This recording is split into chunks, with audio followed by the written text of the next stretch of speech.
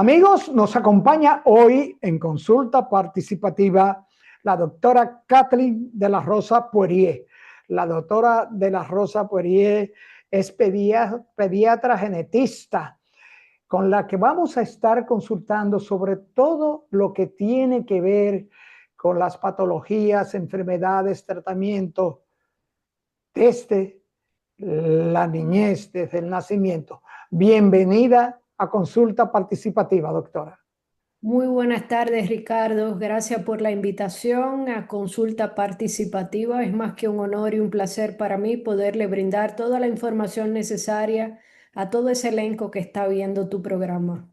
Gracias, doctora. El agradecimiento profundo de nosotros que nos incluya, nos haya incluido en su agenda para que podamos consultarla sobre tantas cosas, sobre esto de la genética en niños. Pero vamos a arrancar de una vez, doctora. Doctora, pediatra genetista. ¿Qué trata el pediatra genetista? Fíjate, Ricardo, la genética médica, que es como se llama la especialidad, se encarga de estudiar todo lo que tiene que ver con esas enfermedades hereditarias, malformaciones congénitas, síndromes genéticos y sobre todo dar lo que es el diagnóstico, el seguimiento, el apoyo desde el punto de vista terapéutico a todos los pacientes. ¿Qué ocurre? También la genética médica se encarga de ver cuál es el papel fundamental de los genes bien para nuestra salud y si tienen alguna influencia en la parte de alguna enfermedad. ¿Por qué pediatría? Porque realmente la mayoría de las condiciones genéticas la diagnosticamos en la infancia. De ahí que soy pediatra genetista. O sea que la mayoría de las patologías genéticas vienen desde la infancia. Correcto, y las mayorías se pueden diagnosticar desde esta primera infancia. Hay algunas que se empiezan a manifestar en la adolescencia, en la etapa adulta tardía, pero son más frecuentes la de la infancia. Bien. Y realiza investigaciones el pediatra genético sobre posibles patologías genéticas. ¿Se pueden estas ver, detectar desde el embarazo, desde el feto? Correcto. Por ejemplo, ¿qué hace el pediatra genetista? Puede asesorar a una pareja que ya el ginecostetra o el ultrasonografista le ha hecho una impresión diagnóstica o ha encontrado algún hallazgo durante el embarazo en esas pesquisas de ultrasonido. Si le informan a esa pareja que ese bebé viene con aplaneamiento de lo que es el tabique nasal, con alguna cardiopatía, con aumento de la translucencia nucal, ya ese paciente, esa embarazada, va al genetista y se asesora y podemos tomar una muestra que se llama diagnóstico prenatal no invasivo, en el que se toma una muestra de sangre venosa materna y se extrae ADN fetal y podemos revisar cada uno de los cromosomas de ese bebé a ver si viene con alguna alteración cromosómica, ya sea numérica o estructural. Dentro de las alteraciones cromosómicas numéricas nos vamos a encontrar que la trisomía 21 es la más frecuente, síndrome de Down, síndrome de Patot, que es por una trisomía 13, y también tenemos lo que es el síndrome de Edwards, que por un cromosoma 18 adicional, pero también podemos verificar si ese producto viene con alguna translocación o alguna deleción, alguna duplicación, como es el caso, por ejemplo, del cri del síndrome de DiGeorge, del Ward-Hirschsprung y así sucesivamente, Ricardo. Desde el embarazo podemos hacer diagnóstico prenatal y se llama así esa prueba, diagnóstico prenatal no invasivo. Estas patologías genéticas en el recién nacido pueden ser detectables en el famoso tamizaje neonatal. No, porque son malformaciones congénitas. En el tamizaje neonatal vas a diagnosticar enfermedades, por ejemplo, metabólicas, eritroencimopatías, por ejemplo. Puedes diagnosticar fenilcetonuria, que es una enfermedad metabólica, galactosemia, falsemia, bien, enfermedades de depósito, dependiendo qué tan amplio sea el tamizaje. Pero en base a lo que es el diagnóstico por alteraciones cromosómicas, numéricas o estructurales, necesitamos hacer otras pruebas, como son el cariotipo en sangre periférica y los microarreglos o microarrays, que también nos ayudan a determinar si el paciente viene con una deleción, dígase, perdió una información genética, o una duplicación que ganó información genética adicional. En el caso del tamizaje, simplemente te va a avisar que bebé puede tener una enfermedad porque no son diagnósticos. Entonces el genetista necesita hacer otra prueba, ya sea molecular, buscando mutaciones puntuales con relación a esa enfermedad, Ricardo. O sea, doctora, si una madre o un padre tienen trastorno, eh, cardiopatía, sufren algún tipo de problema, sufren de una bradicardia, un problema vascular de nacimiento, el padre o la madre, esto pudiera también traerlo el recién nacido. Correcto. Lo ideal, Ricardo, es que toda pareja, es lo ideal, ya escuchaste esa palabra, es lo ideal, que toda pareja que desea tener un embarazo saludable y tienen ya una condición de base, se estudien por el genetista, y en base al patrón de herencia de la condición que ellos tienen, podemos determinar si tienen probabilidades de que esto se siga repitiendo en las próximas generaciones. Esas son asesorías preconcepcionales, Ricardo. También la Doctora, hace el genetista médico. me asalta preguntarle, usted dijo lo ideal. Claro, ¿Qué cantidad, qué porcentaje de pareja que se une o que andan buscando un bebé asiste al genetista? muy pocos, Ricardo. Lamentablemente, son pocas las parejas que se asesoran antes de irse al embarazo. Por eso te mencioné la palabra ideal. Entonces queremos buscar ayuda después que tenemos el problema. O sea que no hay esa cultura en el país, por lo menos de la embarazada. Salí embarazada, qué bien, lo estábamos buscando, maravilloso. Un momentito, me acuerdo, por ejemplo, que mi abuela padecía de problemas de cáncer de colon, para poner un ejemplo. Correcto. Pero también mi hermana, déjame ir donde un genetista, yo para ver qué puede suceder o qué pudiera suceder con mi hijo que viene. Pues Eso fíjate, no hay esa es- cultura. esa cultura no la tenemos. Es tan tal que acuérdate que, por ejemplo, República Dominicana es sumamente frecuente que exista lo que es la falsemia. Esa hemoglobinopatía tan frecuente, la mayoría de los dominicanos la tenemos detrás de la oreja. Somos portadores de la condición. Y aún sabiendo que es tan frecuente que en Dominicana y Latinoamérica exista mucha falsemia, ni siquiera tenemos la capacidad de decidir pedirle a nuestro ginecostetra, por ejemplo, a nuestro médico de cabecera: doctor, por favor, indíqueme una electroforesis de hemoglobina para ver si tengo riesgo de tener un bebé con falsemia. Eso tan sencillo ni siquiera se hace, Ricardo. Y si hay personas que lo hacen, son muy escasas. Eso es increíble, pero es así, doctora. Es así, justamente Esas- como usted lo señala. Doctora, pero de las enfermedades congénitas, ¿son las enfermedades genéticas las mayorías de las enfermedades congénitas que traen los neonatos? Correcto. Congénito es que con eso se nace, pero Seguro. no necesariamente es heredado. Pueden ser también condiciones que se dan de nuevo, nuevas en la familia. ¿Qué ocurre? Acuérdate que nuestros hijos son 50% el material de la herencia de mamá, 50% el material de la herencia de papá.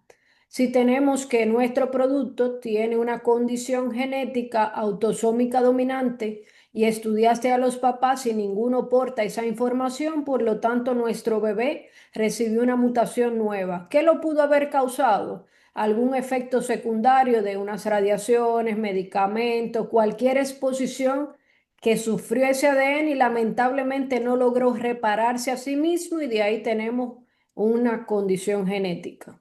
Pero sabemos, doctora, que también los factores ambientales, los, Totalmente. fa- los factores de costumbre de la madre, de alimentación, o sea, que hay una serie de factores que pudieran hacer que un producto, un bebé nazca con una enfermedad genética, congénita. Te cuento, Ricardo, que al final la madre se viene enterando como a su tercera falta que está embarazada. Siempre tenemos una excusa, ay, que yo tenía quiste, que yo no soy regular, pero en ese proceso y en esos meses que mamá no se ha enterado que está embarazada, se está exponiendo al alcohol, se está exponiendo a las drogas, está comiendo comida poco saludable, no se está tomando las vitaminas porque ni siquiera, por lo general, son embarazos deseados y buscados. La mayoría no se buscan. O sea, doctora, y también tenemos entendido que hay factores hasta ahora desconocidos que pudieran traer a un bebé con una enfermedad congénita.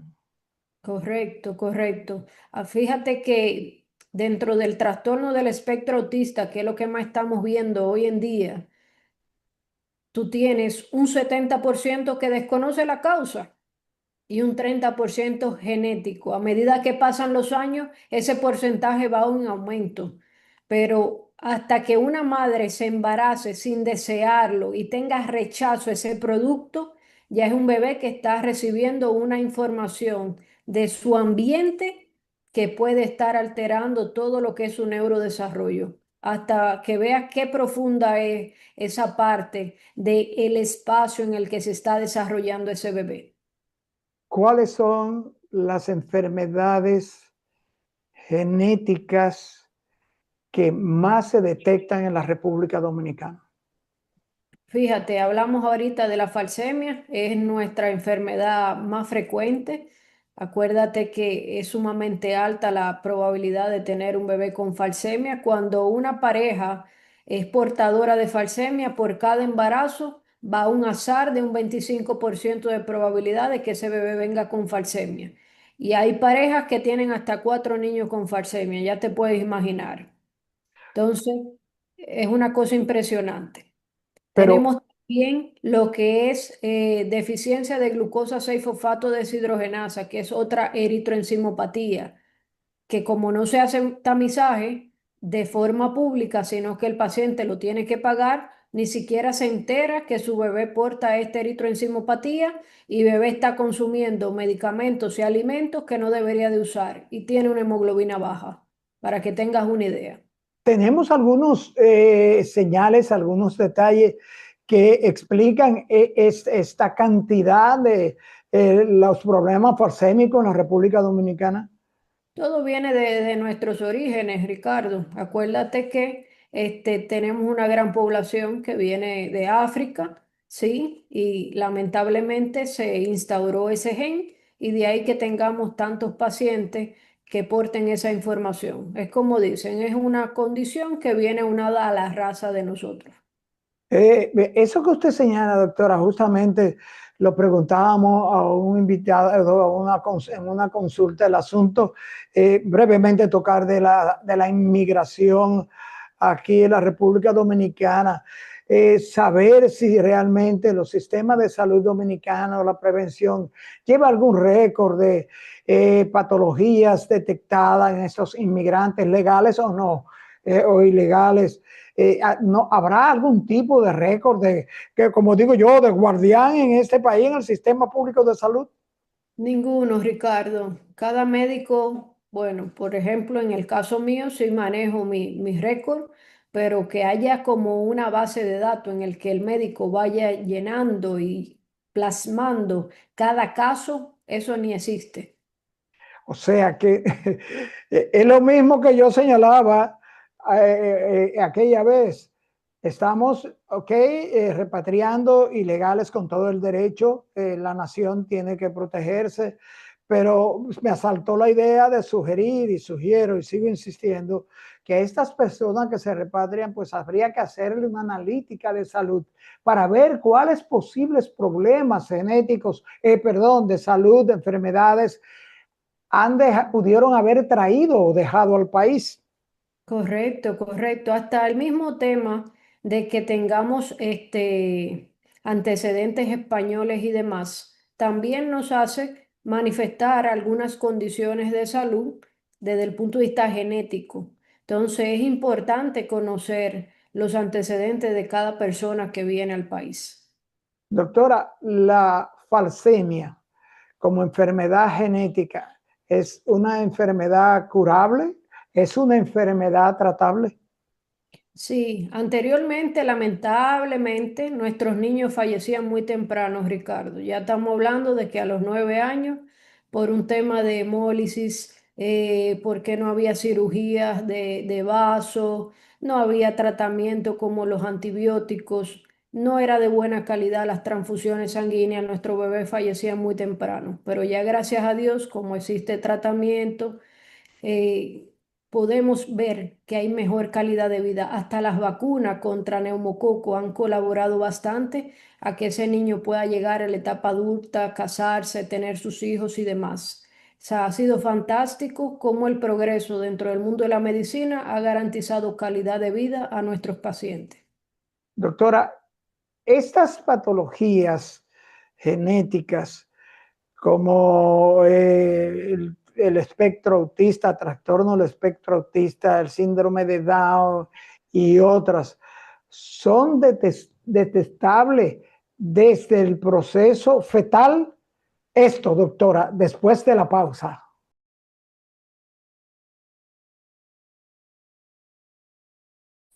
Doctora, mencionábamos al irnos a la pausa el asunto de estas enfermedades genéticas conocidas como el trastorno del espectro autista, que no sabemos si tratarlo como un trastorno o como una enfermedad, el síndrome de Down y otras que esperamos que usted nos señale, queremos que nos señale, son detectables desde el proceso de gestación, el proceso de embarazo.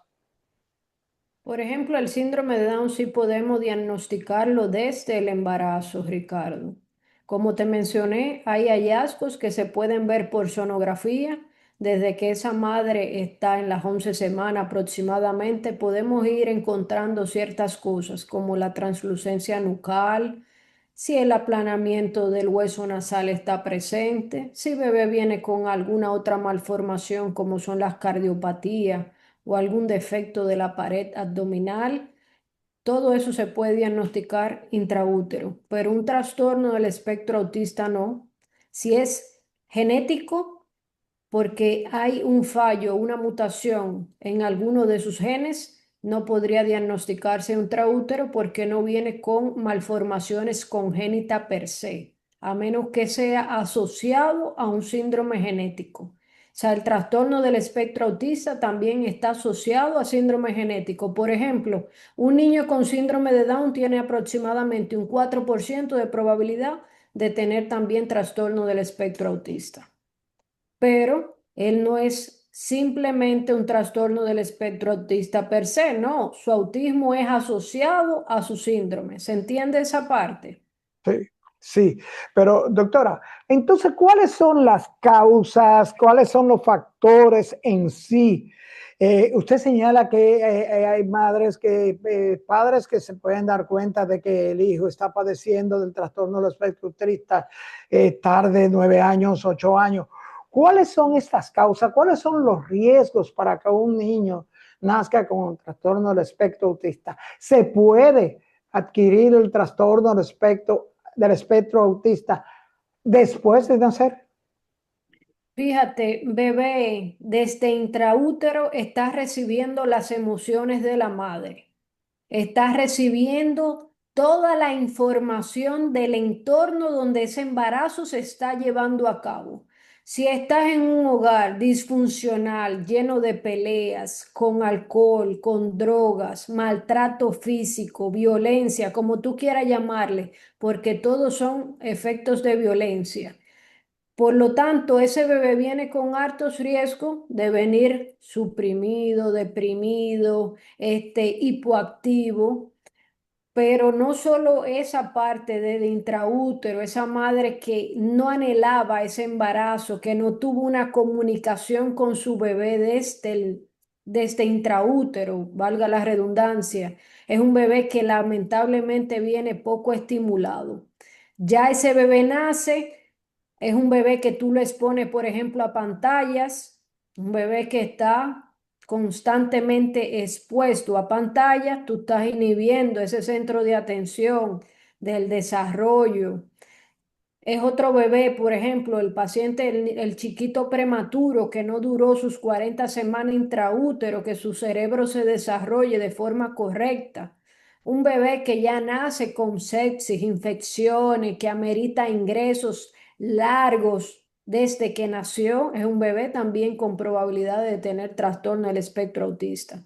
Un bebé, por ejemplo, que tuvo hiperbilirrubinemia, que subió demasiada alta la bilirrubina en sangre y pudo haber afectado su sistema nervioso central. Un bebé que se asfixió también durante la labor de parto. Todo eso son casos, Ricardo, que te pueden predisponer a tener un bebé con trastorno del espectro autista.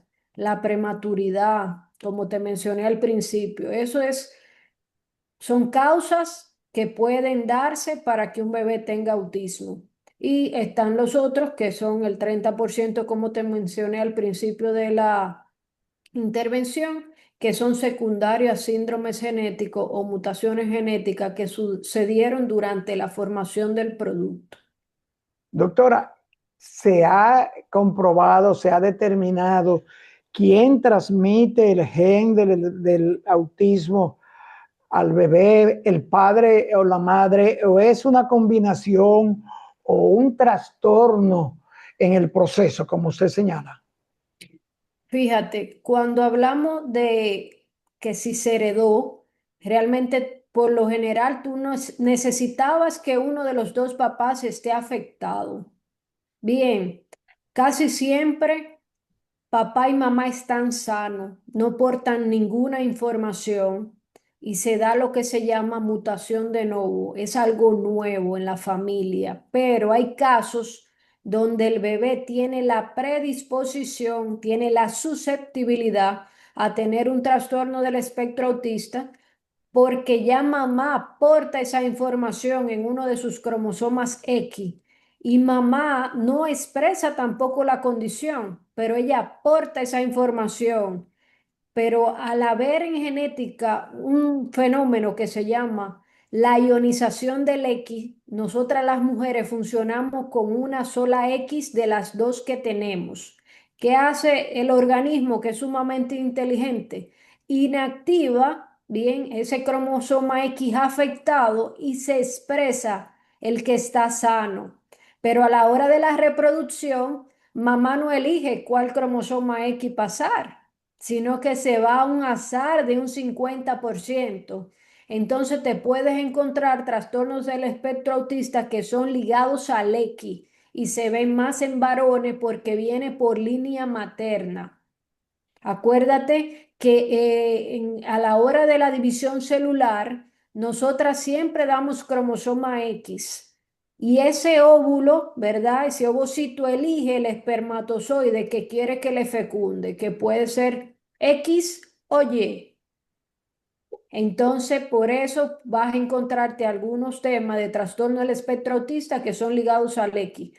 Pero por lo general, eso es hablando de que si es heredado o no. Tenemos también que hay condiciones que son recesivas, autosómicas recesivas. Ahí participan ambos papás. Papá y mamá son sanos, pero van a un azar por cada embarazo de un 25% de probabilidad de que eso se lleve a cabo, pero es un azar también y sí es heredado en ese caso. Doctora, dígales a los padres, a las parejas, a las mujeres, a los hombres de consulta participativa, ¿cuáles son las manifestaciones que pudieran llamar la atención de los padres con respecto de que su bebé pueda estar padeciendo el trastorno del espectro autista? Gracias, Ricardo, porque es sumamente importante que el público se empape de cuáles son los hallazgos y cuáles son esos avisos que bebé está dando, que están presentes ahí desde muy temprano. Si usted está hablando con su bebé, le está cantando, lo está estimulando y bebé no le sigue con la mirada, es una señal de alerta. Si bebé no emite sonidos, por ejemplo, si usted le habla por su nombre y bebé no responde a ese nombre, esas son alertas. Si mi bebé llegó a la etapa del gateo y no le cuesta el gateo, tiene que estar pendiente a ver cómo está la atención de ese bebé. Un bebé que no socialice, que no tenga sonrisa social, eso es de preocuparse, eso hay que buscar ayuda, hay que ver qué es lo que anda mal.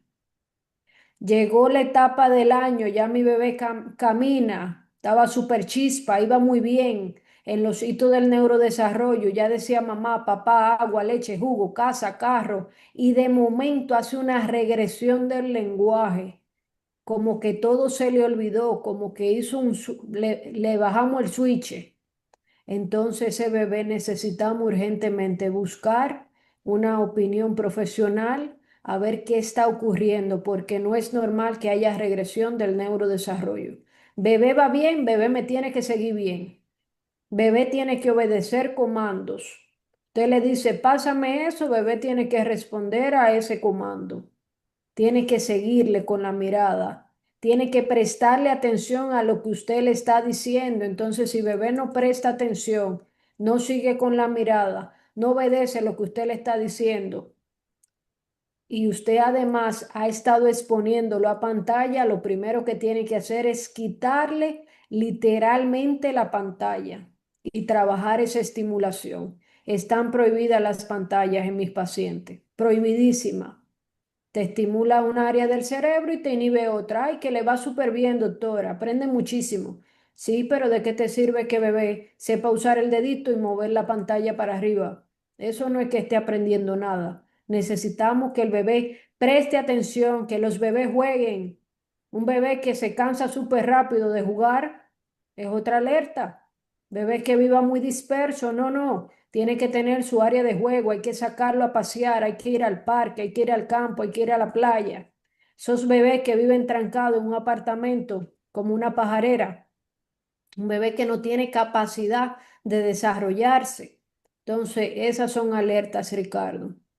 Doctora, ¿pudiera confundirse las manifestaciones del trastorno del espectro autista con el trastorno afectivo bipolar? Es posible, pero eso, el trastorno afectivo bipolar lo puedes ver más tardío. O sea, el trastorno del espectro es en la primera infancia, tempranito, que lo vas a identificar. Entonces, necesitamos que los papás estén alerta en cuanto a eso. Te menciono también algo importante con el tema del trastorno del espectro autista. Un niño a los 6 meses tiene que estar comiendo, o sea, se le inicia la lactación. Entonces, un bebé que comía de todo porque papá y mamá le enseñaron a comer como Dios manda, introduciendo los alimentos correctamente por semana y que de momento ya no quiere comer de nada, es una alerta también, Ricardo. Esa alimentación selectiva. Queremos la cosa más fácil, prefiero un biberón de leche. Bien, prefiero las cosas líquidas o prefiero las cosas blandas o duras o crunchy. Son cosas que hay que tenerla en cuenta. Doctora, manifestaciones de individualidad, de recogimiento, de que no quiero estar, que nadie Correcto. se me acerque, son manifestaciones que pudieran estar señalando el trastorno del espectro autista. Totalmente. Los bebés son niños sociales. O sea, eso es parte de nuestra naturaleza. Vemos un amigo y queremos abrazarlo, besarlo, jugar con él. Entonces, un niño que en vez de hacer vida social y socializar con otro chiquito, cuando vamos al centro de juego, estamos en la escuela y prefiero estar solo, también hay que prestarle atención. Igual que el sueño, Ricardo. Un niño que tenga trastorno del sueño, que sea irritable, que llore mucho, que no quiera conciliar el sueño de forma adecuada, se levante 2 y 3 veces por la madrugada y que se levante a gritar. a emitir sonido, a jugar a las 2, 3 de la mañana cuando se supone que tenga que estar descansando, es otra voz de alerta para los papás.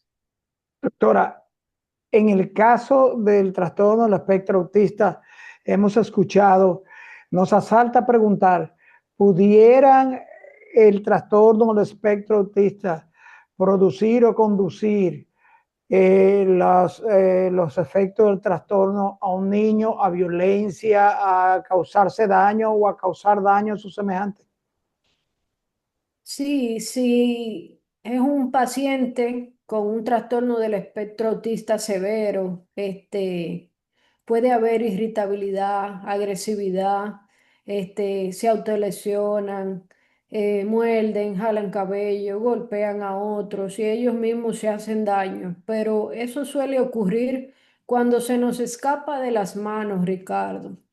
Cuando tú vas perdiendo esas alertas, cuando tú la vas ignorando porque caes en la negación, que tienes derecho a tener tu negación, pero tienes que despertar, tienes que ponerte al día y decir que algo no anda bien para que tú puedas rescatar tu bebé.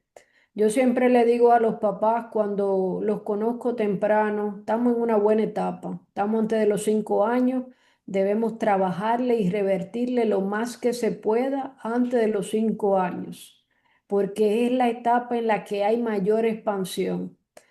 No lo logramos porque nos conocimos tarde, entonces nos da chancecito a los 7 años, 11 meses para trabajar fuertemente de forma intensiva.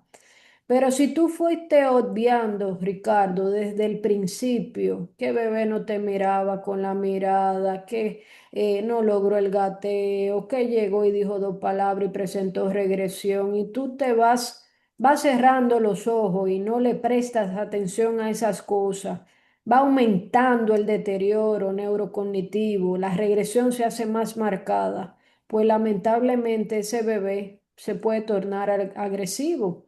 También aprendemos por imitación. Entonces, si en mi hogar se genera mucha violencia, yo también voy a ser violento. Si a mí nada más me saben decir pela, pau pau, mira muchacho, te voy a dar un palo. Entonces, bebé, ¿qué va a enseñar allá afuera cuando salga de su hogar? Lo mismo, Ricardo, es lo mismo.